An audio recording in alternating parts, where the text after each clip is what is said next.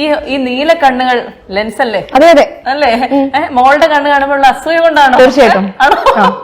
കാരണം ഞാൻ വിചാരിച്ചിരുന്നു എനിക്ക് മോള് ജനിക്കുന്നതിന് മുമ്പേ നമ്മൾ പറയില്ലേ നമ്മളൊരു കാര്യം അത്ര ആത്മാർത്ഥമായിട്ട് ആഗ്രഹിച്ചാൽ അത് നടക്കുന്നു. അത് എനിക്ക് അതിലൊന്നും വലിയ വിശ്വാസം ഉണ്ടായിരുന്നില്ല. പക്ഷെ എന്റെ മോള് ജനിക്കുന്നതിന് മുമ്പേ ഞാൻ അത് മാത്രമേ വിചാരിച്ചിട്ടുണ്ടായിരുന്നുള്ളൂ. എങ്ങനെ? എന്റെ ഹസ്ബൻഡിന്റെ കണ്ണ് കുറച്ച് വ്യത്യാസമുണ്ട്. അപ്പം ഞാൻ വിചാരിച്ചിരുന്നു ആ കല്യാണം കഴിക്കുമ്പോ എന്റെ കുട്ടിക്ക് എന്തായാലും അങ്ങനത്തെ ഒരു കണ്ണെങ്കിലും കിട്ടണം എന്നുള്ളത്. അപ്പൊ ഞാൻ ഭയങ്കരമായിട്ട് ആഗ്രഹിച്ചിരുന്നു. കുട്ടി ജനിച്ചപ്പോ തന്നെ ഞാൻ ചോദിച്ചു അമ്മേനോട് കൊണ്ടുപോയിട്ട്, ആദ്യം ഉള്ളെന്ന് എനിക്ക് മനസ്സിലാവണില്ല, ബ്ലാക്ക് ആയിട്ട് തന്നെ തോന്നിയത്. ഞാൻ പറഞ്ഞൊന്ന് വെയിലത്ത് വെച്ച് നോക്കുന്നുള്ളത്.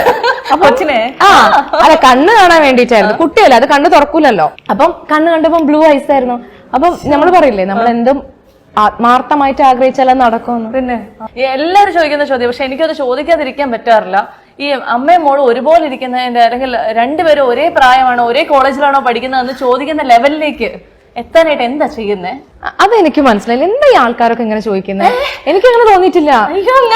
സീരിയസ് ആയിട്ട് പറയാം, എനിക്കങ്ങനെ തോന്നിയിട്ടില്ല. പക്ഷെ ആൾക്കാർ ചോദിക്കുമ്പോ ഞാൻ എപ്പോഴും പറയാം ഇന്നസെർട്ടൻ കൊടുക്കുന്ന ഒരു എക്സ്പ്രഷൻ, ആ ഒരു എക്സ്പ്രഷൻ ആണ് എനിക്ക് തരാനുള്ളൂ, അല്ലാണ്ട് വേറെ ഒന്നുമില്ല. കഴിഞ്ഞ ദിവസം നിത്യ ഒരു ഫോട്ടോ ഇട്ടിരുന്നു, അതായത് മോളുടെ ബർത്ത്ഡേ സെലിബ്രേഷൻ. അപ്പൊ മോള് വിത്ത് ഫ്രണ്ട്സ് എന്ന് പറഞ്ഞു.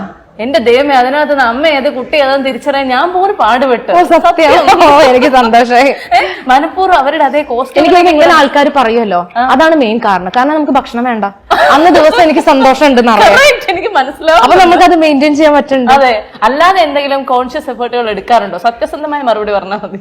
ജിമ്മിന് പോവും, വർക്ക്ഔട്ട് ചെയ്യും. കാരണം എന്റെ ഹസ്ബൻഡിന് തടിക്കുന്നത് തീരെ ഇഷ്ടമല്ല. അപ്പൊ ആളെപ്പോഴും എന്നെ കണ്ട ആള് പറയും ഹാത്തി ഹാത്തി. ഞാൻ മെലിഞ്ഞിട്ടാ, എന്നാലും ആള് പറയും ഹാത്തി ഹാത്തി പറയും. അപ്പൊ പറയണം കുട്ടികളൊക്കെ ഒന്ന് കാണണമെന്ന് പറയണം. ആൾക്ക് മെലിഞ്ഞ അതൊക്കെ അറിയുള്ളൂ. അപ്പം ആൾക്ക് ഓഹോ ഹാത്തിയാണല്ലേ, അപ്പൊ ഞാൻ കാണിച്ചു തരാം. അപ്പൊ ഞങ്ങൾ തമ്മിലൊരു കോമ്പറ്റീഷൻ ആണ്.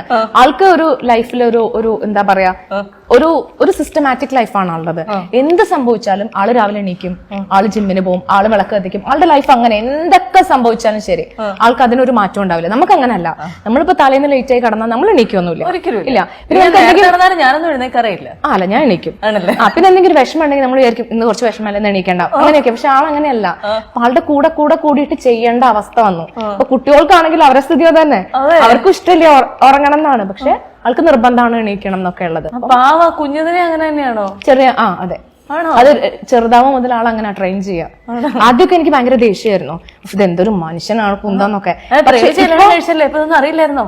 അതൊന്നും നമ്മൾ കിടന്നെണീക്കുന്നൊന്നും നമ്മൾ പ്രേമിക്കുമ്പോ അറിയില്ലല്ലോ. അതൊന്നും ഏതെങ്കിലും പ്രേമിക്കുന്ന കുട്ടി ചോദിക്കും നീ എത്ര മണിക്ക് എണീക്കാന്ന് ചോദിക്കില്ല.